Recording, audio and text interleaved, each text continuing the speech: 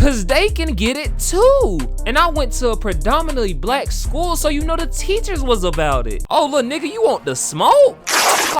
His jokes were coming in like a Uzi with a switch. Shoot, his jokes were coming more than a lonely guy on Valentine's Day. Alright, bet. You ain't on nothing anyways. And before I could look up to see his reaction, I did the dash. No, Lyles ain't got nothing on me. And as he's holding my wrist, he smirks and says, it's alright, and slaps the dog shit out of me. Now, if you've ever been to a public school, you have most likely seen or experienced slapboxing. Now, slapboxing, for those who don't know, is playful sparring between friends that can quickly escalate into something more serious, otherwise known as a nigga moment. Like, let's keep it real. It's just nigga me and nigga, bro.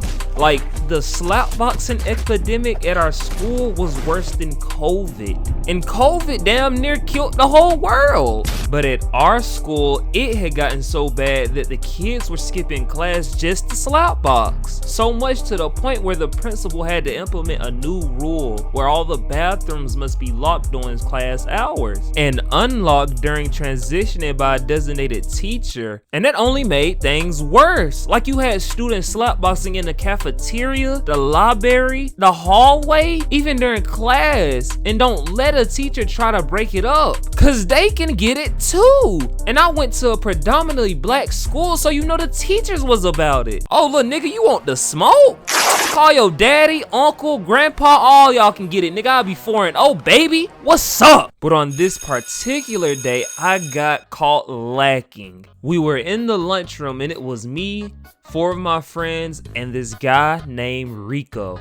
And it was going just like normal. You know, everybody cracking jokes, eating skillet sensations, drinking True Moon chocolate milk, and those juices in a cup. Just chilling, but one joke led to another, and Rico and, we'll just call him Ed, started flaming each other. But Ed was one of those witty hood niggas, pure class clown type. So his jokes were coming in like a Uzi with a switch. Shoot, his jokes were coming more than a lonely guy on Valentine's Day. And he had the whole table laughing, so much so Rico couldn't keep up. So you know the first thing niggas do when they get flamed and their feelings are involved? Man, on God, none of y'all ain't gonna run it. And after he says that, the laughter starts to die down. But you know me, I love a good joke. So I continued laughing, and that was my downfall. Hold on, Witter? I know you ain't laughing.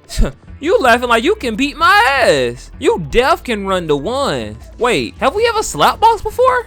What? Yeah, man, you don't remember like 1-2 weeks ago? You know, who's really keeping track? Me, nigga. This slapboxing shit run through my veins. I die for this. I don't never forget a fade. Who won? I mean, like it was like a tie, you know? Tie? Nigga, I don't do no ties. My shoes good. But how about this? Since we tied, you come get your rematch and see if we tie again. Oh shit! And when he said that, the table erupts. So I get up, heart pounding, hands sweating, legs shaking. You would think I just got done with a sneaky link. But no, it was fear. I fixed my lips to say, alright, bet. You ain't on nothing anyways. And before I could look up to see his reaction, I did the dash. No, Lyles ain't got nothing on me. If he do, line it up. I want all the smoke. And I'm just running to my class with nothing but adrenaline in my veins. But when I got back to class, nigga, that regret hit me like a Call of Duty flashbang, because I have to eventually run into him. And even if I avoided him today, I would have to see him tomorrow, and there's no telling what he was going to do. So class starts, and I'm sitting there trying to come up with a plan until I get the bubble guts. And I believe it was that True chocolate milk. It was talking to me, but it was telling me nothing but lies. And since the new rule was implemented, I couldn't go to the bathroom until the end of class, but I did know that there was a teacher who would sometimes open up the bathrooms 10 minutes early before class ended. And fortunately, that was where my next class was, on that hall. So I asked my current teacher, can I leave early? And a jump, hop, and a skip later, I made it to the bathroom. And after 2, I was done. I went to wash my hands. And for some reason, it felt like someone was watching me, but I shook it off. And as I was washing my hands, I went to reach for a paper towel, but I noticed a hand already was holding one. I look up in the mirror, and it was Rico. So I ain't on nothing, right?